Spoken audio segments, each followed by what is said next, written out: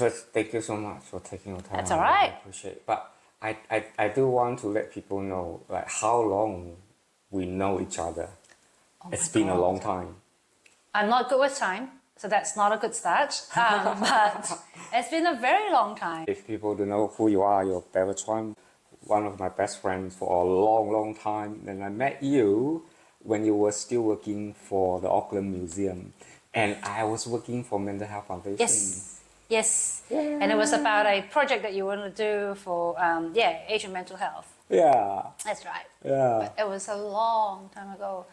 Yeah. And that is when I learned about 1.5. What that mean. That was actually through you. Oh, okay. Yeah. Then that was exactly what happened. Is otherwise I wouldn't even understand what 1.5 means. Yeah. You know, like and that was a very significant pivotal moment for me to understand the challenges 1.5 Asians experience in New Zealand. Yeah. I mean, it's interesting to, I guess, explain, when you have to explain what 1.5 is to people, it's really hard to understand. And like everything, it's on a spectrum. So my sister called herself 1.3 or whatever because she felt more traditional. Then she is more of a Kiwi, but it's basically people who came to New Zealand or went to a second country when they're young, and we didn't choose to come here. So our parents or is the first generation. We came. We weren't born here, so we're 1.5 generation. I have a colleague who jokingly said that we were kidnapped. So it was really funny. So we had. I like what she said. In our team. Yeah. She's moved to another team, but in our team we had 3 of us who all moved to New Zealand when we were teenagers, and so we obviously speak the language and everything. But she was like, so about me, so I was kidnapped and was taken to the airport, and we came to New Zealand. I don't know why I was here. So I jokingly said that. So she's moved to another team. So there's only 2 of us that have been kidnapped to New Zealand. But we didn't actually make that choice to come, and it's and we kind of grow up here. So it's very, I guess the interesting thing is it's very clear to others that we are slightly different. Whether we go back home or we stay here, we're not quite. Either way, but also the interesting thing is finding other people who understand what 1.5 is, and that's the hardest part. Or finding other people from your background that can communicate, right? So, And by the way, I just want people to know you look like you're only 22 years old. Oh, thank you. I haven't done any cosmetic surgery. But so I just want to let people know, when the time I met you, it wasn't that many 1.5. It's only now we see a lot more 1.5 in Auckland. But I don't think when I met you was about 2012 or even slightly earlier. Yeah, I think so. Yeah, 2008 or something. That wasn't that many.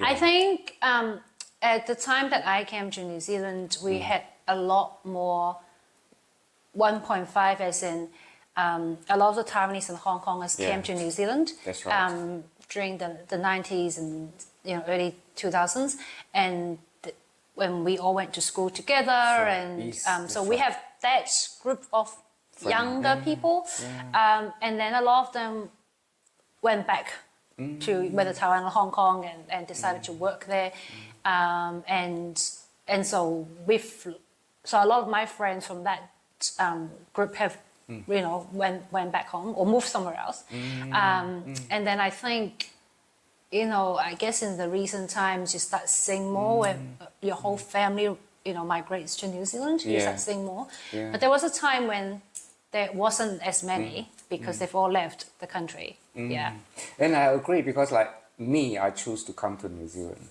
And when I came to New Zealand, I was 28, so I already have a very solid life that from Malaysia.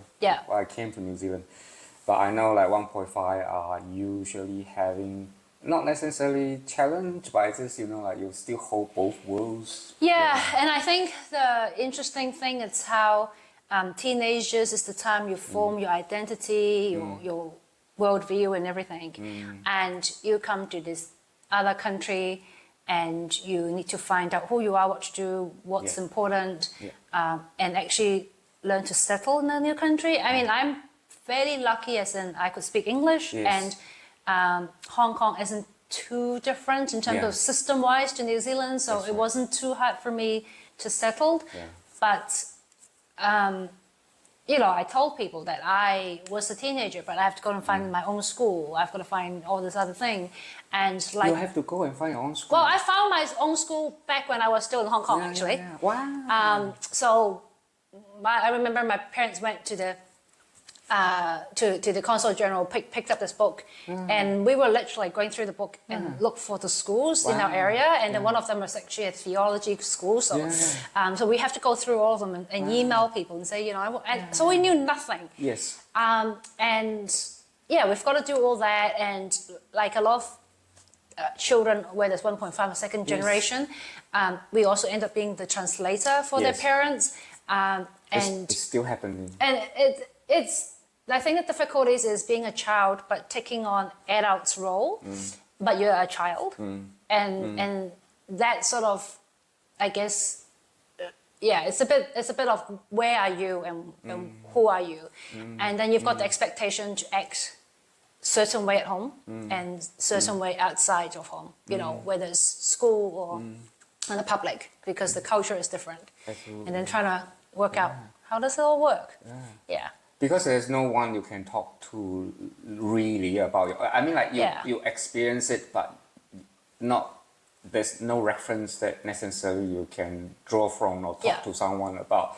Even I think the translation is still happening for many people who came, and that can be a big challenge. And I think one of the things that a lot of migrants communities are aware of, but there's no support, especially for youth, is that step where young people or children assume the role of an adult, but they're not an adult. Exactly. And so there is a lot of that challenge, and also the fact that you can't just do what every other child is doing, because you've got to be at home looking after your parents or your grandparents, but you're not an adult.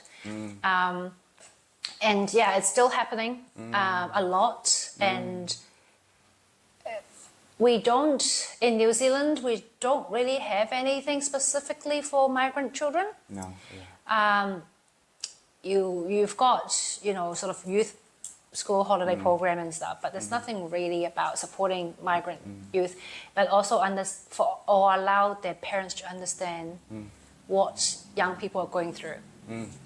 That's why I witnessed as well, even from the time I work in a different organization, seeing there's many young Asians who, even due to having different roles and responsibility and start having, you know, mental health issues, and in the end, many of them didn't even want to disclose to their family because they fear the parents might feel guilty or don't understand as well. I think mostly it's not understanding. So we in my current work, I deal with a lot of people from all sort of background, and you know that it's actually really hard sometimes for your parents to understand mental health or any other issues that we face here in New Zealand is kind of very different concept back in Asia or back home, and it's not something that I could really, you know, explain. So when we talk about things like anxiety, and which is very normal actually, or stress, it's not a concept that could really be translated into another language. And one other interesting thing, so I've been following this person on Instagram, and she talked about some of these concepts in Chinese compared to the Western world, and why it's different, and particularly things like the language itself. So an example of is disability, and in Chinese is 残障, which actually means that you are, you know, disabled, but also not able to do anything. Like there's a barrier, basically 障碍, you know, the barrier to do something, and So that concept is relatively negative in a Chinese word sense, but I can't think of another more positive Chinese word to describe that. And so when you have it in, so when you talk about whether or not you are actually disabled in a Chinese setting, it's often very negative. So you don't want to talk about it, whereas in the Western world, it's slightly more positive. Yeah. And you can be disabled and people still feel it's okay. It's not a barrier. It's just that you may not have an ability to do certain things the way that other people do. But it's not a barrier.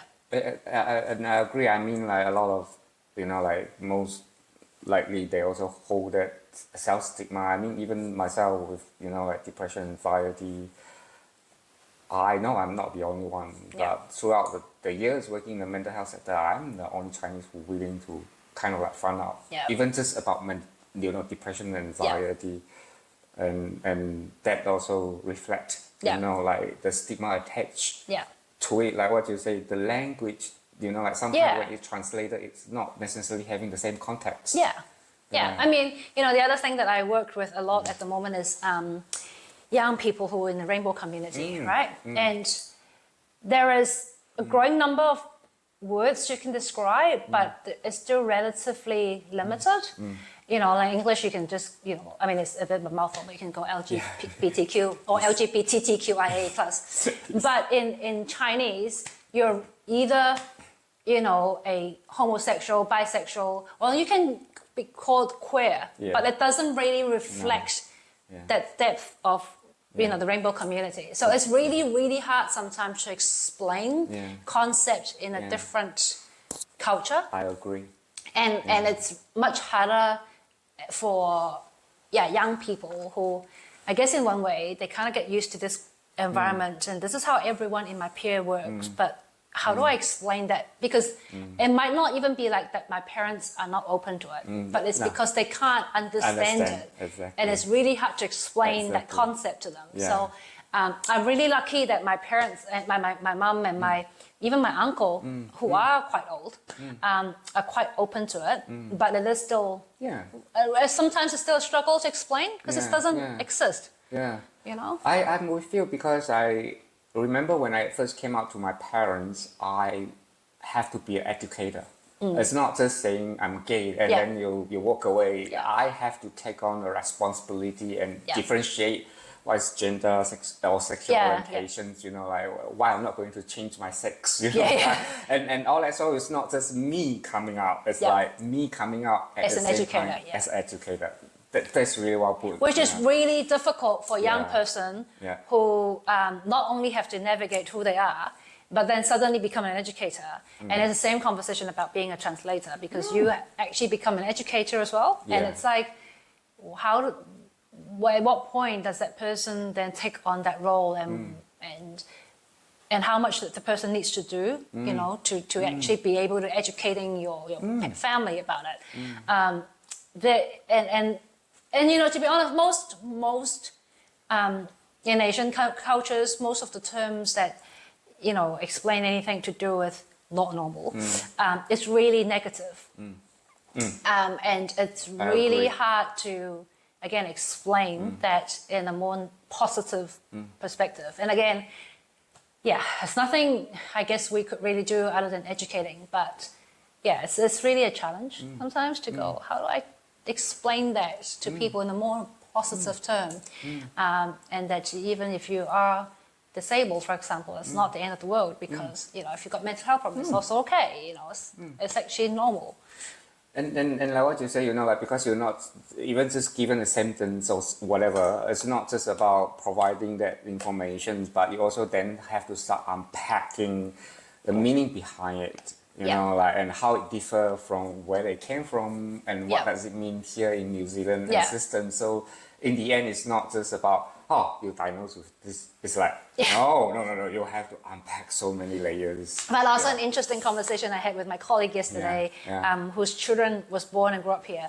And so, like all young people, they've got a very different view to their parents and not in a bad way. And that sometimes kind of became a bit of a clash because they grew up here, they've got the special view about, or different view about how the world should be, and their parents is like, but you know, and there's always that clash, and again, it's not a bad thing as such.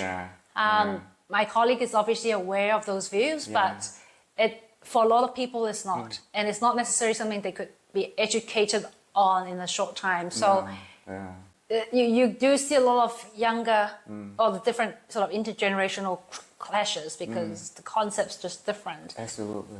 You know, you come to New Zealand, you have these things, but back home you don't. So, and also, like I can reflect, you know, like myself, when I came to New Zealand, I happened to study social science. Oh yeah. So that was a big advantage. So that opened up my eyes about a different worldview. Yeah. And I can converse in English. That's even easier.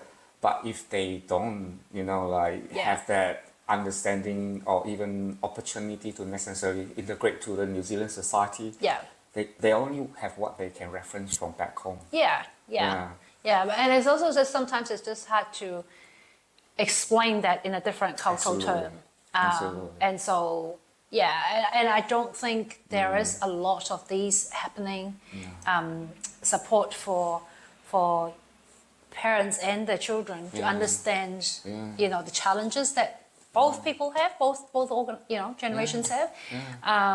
Let alone that there's always an intergenerational clashes anyway, so that's it's an added stress for parents, you know. But and also depends on how open, like your mom and uncle, you know, like they seems to be open-minded, able to talk about different things and kind of have that inquisitive mind, want to learn about new things. But if someone just close off, it would be very tough. But also sometimes you know that you can't bombard them with too much new information, right? And and as open as they are, and as I said, I'm really blessed. There are still too much information you're giving them at the same time, and which overloads them. And they're like, oh, I can't understand what's going on. I mean, partly, as I said, some of them is just intergenerational challenges anyway. But there are a lot of new things that you're expecting them to learn, and at the same time, for a young person or you know, children of the first generation, they're like, I understand the culture or what my parents are going through, but at the same time, the expectation the outside world have, you know, the society have is very different. So therefore, I have to, you know, carry myself differently when I'm at school, at work, in the community, you know, whatever. And that shift is something that's not really being supported, and it's really hard to navigate, right? So one of the things that I've been thinking a lot about since you've asked me to have this chat is obviously your brand talks about authenticity. And with someone who is neurodivergent, it's very difficult to explain terms anyway, because it's a very vague term, but also and this person that was watching on TikTok talked about whether masking is fake, and I kind of feel like that's the same with someone who's 1.5 generation, right? Who me putting on a different characteristics when I'm at work or at home doesn't necessarily mean I'm fake, but it's my way of just, you know, maybe making sure that I can get my work done, I can get, you know, get along with people. I'm still me, but it's not exactly, you know, it's not 100% me, but I'm still me. And also partly it's just to make things easier for everybody that's involved. You know, like if I were exactly who I am at work and at home, I think my mom would be really crazy. Like she would drive her really crazy, you know. But the same, like if I do anything that I do at home, at work, I know my workmates won't appreciate it. It's just a lot of that. I think it's just it's not necessarily, I wouldn't call it fit in, but it's just so that it adjusts to the environment. I agree, because, you know, like throughout the years, a lot of people thought I was extroverted because I look like I'm extremely outgoing and all that. I mean, the reason why I can, you know, immerse myself into those environments because I like talking to people. As a matter of fact, I'm very private, introverted. Not many people really know who I am.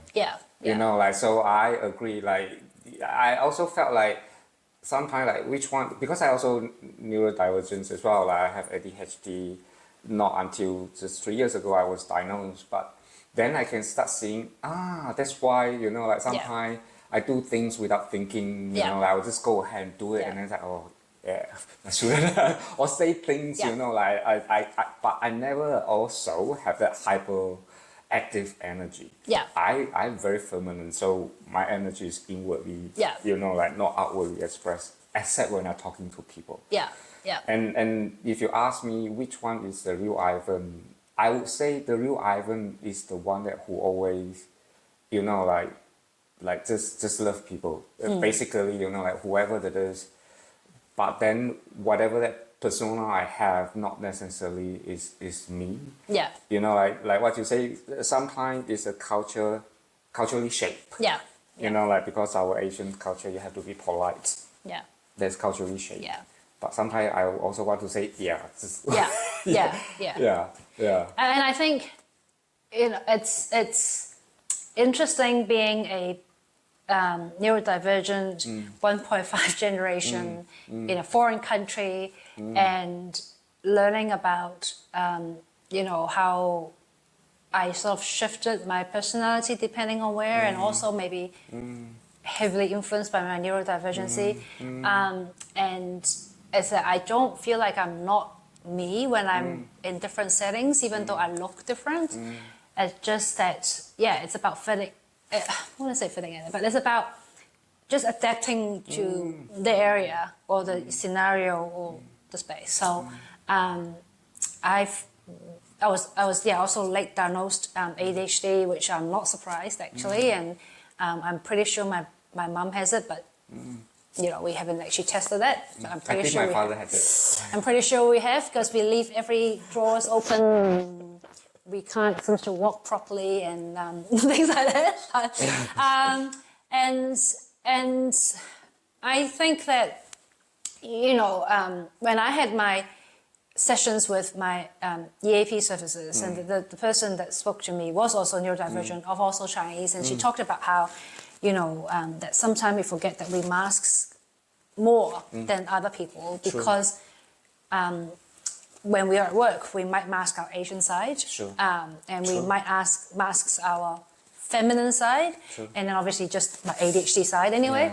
And so this is why sometimes you feel exhausted, and then talk about how we can make yourself less exhausted, but also knowing that that's just who it is. Like, so, you know, there are certain things as open as my parents are, and everyone around me is, but, you know, I might not talk to them about certain things. Like, you know, Asian children are not going to talk to your parents about sex.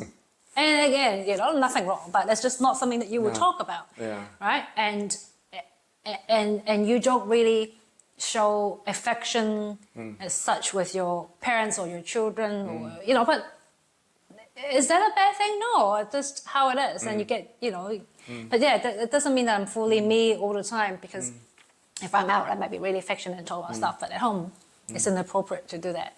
But at work, you know, I wouldn't do certain things, or challenged. Sometimes, you know, at work, may challenge the system, challenge the manager, challenge the colleagues that I work with, but not something you would definitely do with your Asian parents. So you get no way, no, not even my father, my mom would be so upset. Even absolutely. And but it doesn't mean that you don't respect them, or you don't, you know, you can talk about things, and you can still have disagreement, but definitely not the same way you would challenge your workmates, your manager, or the system the same way that you do at home. And I also want to point out, because you're right, like my mom would never say she loved me, because, you know, it's just not in her vocabulary. Yeah. But when I went back to Malaysia, she'll make sure that, you know, like she'll cook. Have you eaten? Cook everything I want. Just keep eating. Yeah, make sure that, you know, like she'll even just make sure that I have enough money to travel. She'll make sure that, you know, like, so the way they show out for love is not through, you know, like verbal. That is just not in a comfort zone, but they will still show affections, and it's just not necessarily, you know, like compared to how the Western world might express love. They will still show out and making sure, you know, like you eaten. It's always about food, right? Have you eaten? Do you want more food? No, I'm full. No, eat more. And I say, you're fat, but you need are to. You hungry? how did you get so fat? But you need to eat more. But you're fat. I know, yeah. You're not going to get this type of food back. Yeah, but you need to eat more, but you're fat.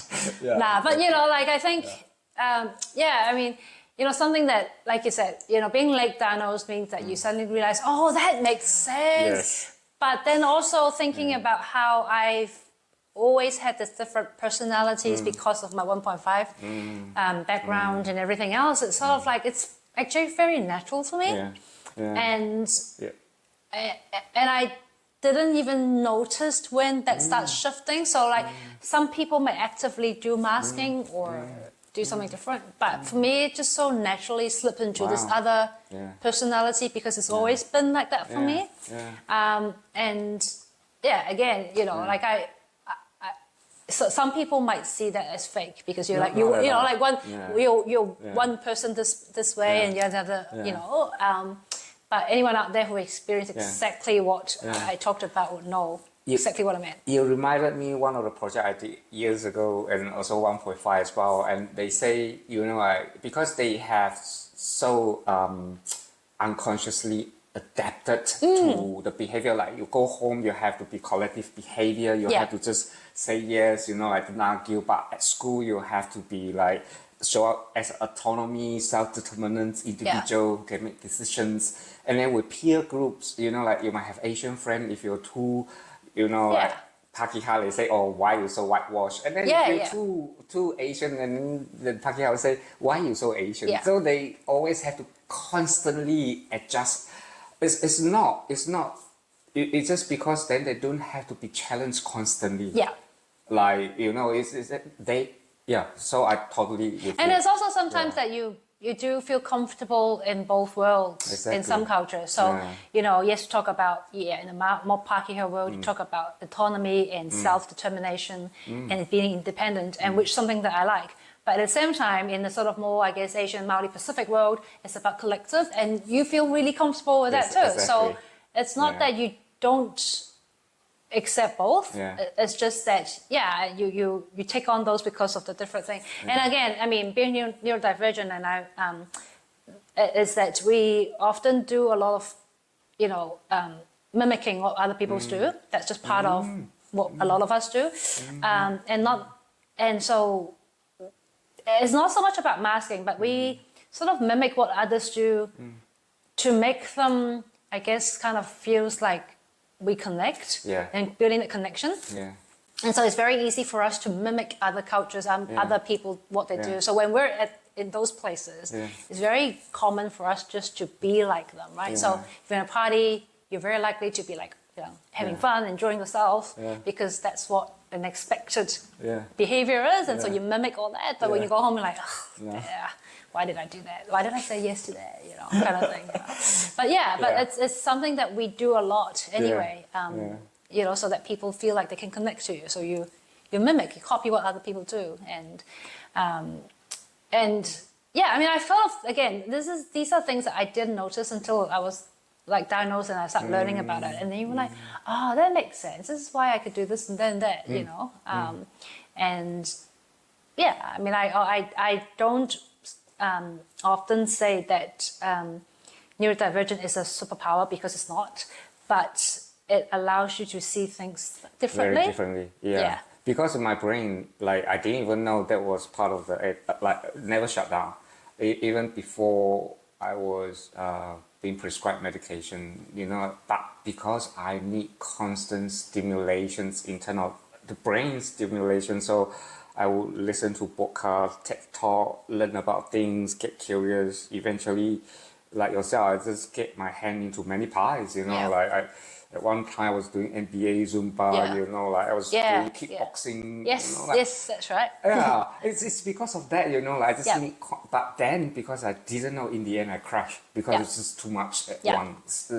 Too much stimulations. Yeah. Your squirrel is running too much. Yeah. So if you don't know what that means, so a lot of people in ADHD will talk about a squirrel, and I don't know why a squirrel. Actually, it is. I am going to research tonight at 3 a.m. Why squirrel? But we often talk about a squirrel, right? And it's about feeding that squirrel, so it keeps running, and And that stimulants or stimulations is that is feeding your squirrel to be running and get excited. And I said, I don't know why. So I'll find out at 3 a.m. tonight. But it's finding constantly getting that stimulation. But because when your squirrel is running 24/7, that's why it gets tired. Very tired. Finding that that balance is very important. And but let's do a comparison. Yeah. Do you know I have a fine art diploma? Yeah, I think. And you also have. I've got a postgraduate diploma in museum management. Exactly, and you also like art. Yeah. Okay, then the other thing, we both social media as well. Yeah. Right. Yeah. And then you have a job that's with community. Yeah. And which is what I used to do. Yeah. Yeah. And then you also, like beside that, you're also involved in many other things. I'm not that involved with any other things now, which is a good thing for me. Yeah, in the past. But I'm involved with some of these other creative work because I like that stimulation and I don't want that to go. So not as involved with the art scene anymore, but definitely still got connection and something that I'm still interested in doing. That creative outlet. Yeah. Which is also part of ADHD because I know like quite a lot of ADHD people have that. I guess people with ADHD doesn't really like to be doing the same thing all the time. They get bored really easily. So creativity works a lot with people with ADHD because it kind of that changes. I don't know if I've got any other neurodivergent. I kind of feel like I might have a little bit of autism, but because I really like system as well, which is what drives myself crazy. So if you know anyone who's got ADHD, so AUDHD, you know how crazy it is because at one point you want chaos, but the other point you want system and you want things in a certain way and it clashes. So I really like if you have something, I need everything in my calendar. If it's not in my calendar, it's not going to happen.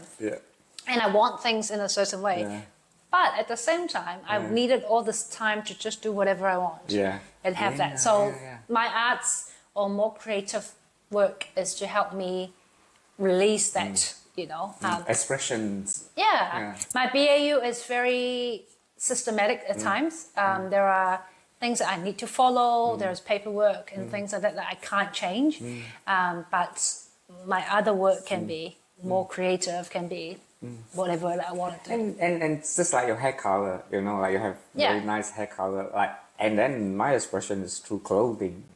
I like, and I think that's part of that, like creative expression. Not necessarily in a traditional defined sense, but you still need to have the outlet to kind of let the energy out, isn't it? So it's so, I can feel like that part of my squirrel is fed and then I can sit down and do my systematic paperwork stuff. When my squirrel is like, okay, I can chill a bit now. I've got that. I know. I totally get it because my creative side is, like writing blog, like doing social media, like recording, and I like it. It's fun doing editing. Even though the fact is I accidentally put myself in front of social media wasn't even my plan, but anyway. So I mean that's what I want to kind of share with you, like, because I thought, wow, not many Asian will say, I know a lot of Asian actually has been, but many wouldn't even say it because they don't want people to know. I mean, my psychiatrist that spoke to me was Asian, and he knew instantly about stigmatism and Asian community, but also, I guess the word ADHD neurodivergent in Asia, it's very difficult to explain. I mean, not only the ADHD talked about, that typical thing of, you're hyperactive, but also I was talking to a friend who moved to Singapore and he was telling me about how in Singapore it's very much a medical view and the idea is to cure neurodivergent. Cure? Yeah. Ooh. So the whole thing is about medication. It's more about, what kind of medical health support can be given to people with neurodivergent, right? And which I'm also not surprised because it's Singapore. Yes. Bless. They're very medical. They're very much about system, right? And they're very much about people doing the same thing, right? And so I'm also not surprised.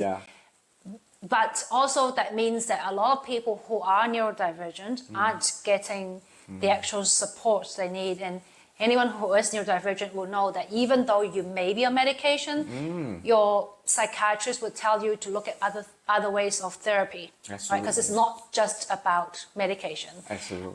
It's a whole lot of different lifestyle changes and adaptation. Yeah. And if we talk about this in other parts of Asia, like I don't think I talk about this in Hong Kong. I haven't read, I've got those books, but I haven't started reading about things in Taiwan and how they treated it. But ADHD, tends to be like the old view of, the little boy that run around and throw things, right, and scream around. And ADHD in female and male tends to be slightly different to start off with anyway. So girls not necessarily run around. They may be inattentive, but they still good high achiever. They seem to be everything that seems to be okay, but it's actually not, you know. So it's not something that you can see. No. But in Asia, it's like no, if you got it, and people still sometimes see it's a negative thing. So if you're neurodivergent, and probably worse if you're autistic, then you are being seen as a bad thing for the family. Absolutely. Right. So it's a bad genetics, it's a bad omen. How did I get a child who is different? And why can't you just be like every other child? Which doesn't kind of work out with neurodivergent. but that's what you just like hit the nail on the head. Is, you know, like the Asians, like they want to be able to fit in, to be able to conform to that norm. Yeah. You know, and then so it's not like extra steps that, you know, like, oh, my child have to do to be able to compete to the very competitive world. Yeah. And I was saying, because, you know, like back in Malaysia, I don't know, like I can never do well with my studies. Because I just not the kind of person who can memorize things. Doesn't work for me. So I always felt I'm so stupid, you know, like not until I came to New Zealand when I did, like, and then suddenly things just flipped over. I was able to pass my exam assignment and all that. It's not like A or but at least, you know, like my family was because the way it was done is different. Because I able to express my thinking, you know, like and which is what I like. And so it became an advantage, and my peers and all that, they flunk because they don't know how to do that. So it became an advantage for me. So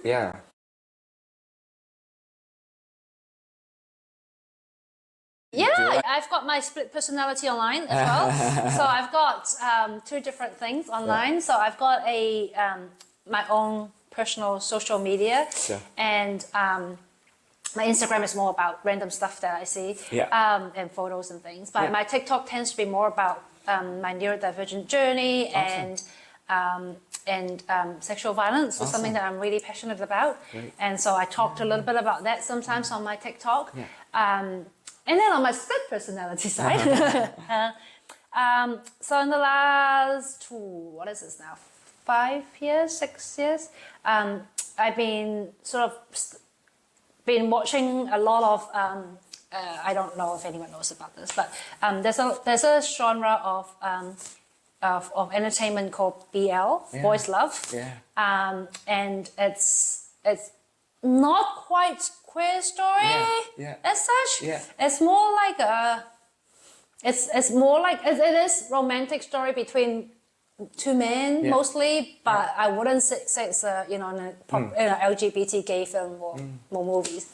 So I've been watching quite a bit, and I've been writing about them, but more from to feed my ADHD squirrel as to more of the research behind some of these things. So all I've been doing is like some of these series sometimes talk about social issues or music or things. So I do a bit of research about them, and then I've been putting information out. So I've called it the Be Love Entertainment. I've changed from many different life paths, but at the moment it's called Be Love Entertainment, and it talks a lot about sort of the behind the scenes about those stories, and so I've also then from there done interviews with authors, producers, actors, and communities about the story behind these LGBT stories, and particularly I think from the creative side, the producer, the 10%. Wow.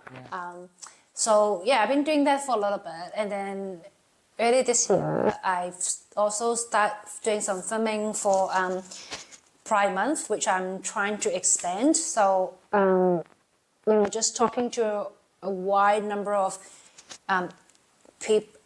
queer community, whether it's Asian in New Zealand or Asian in Asia, about experiences of all of them, and it's very interesting. It is very different depending on your generation as well. Just so it's like a short documentary, not like it's about like 15, 30 minutes, depending on how much I have to. But it's very again, it's very different depending on where they're from, and personal stories, some of them, and generation.